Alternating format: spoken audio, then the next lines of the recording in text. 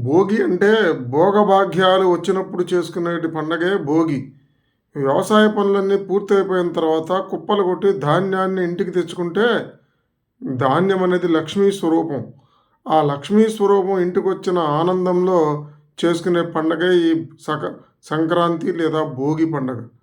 ఈ భోగి పండగ రోజు మంచి బట్టలేసుకోవటం, పిండి వంటలు వండుకోవటమే కాకుండా చక్కగా పిల్లలకి భోగి పళ్ళు పోసుకోవడం, అలాగే పశువులను అలంకరించడం, ఇల్లు వాకిలి శుభ్రంగా అలంకరించుకోవడం, ఇంత అద్భుతంగా ఎంజాయ్ చేయడానికి ప్రధాన కారణం లక్ష్మీదేవి ఆ ధాన్యం రూపంలో ఇంటికి చేరడమే.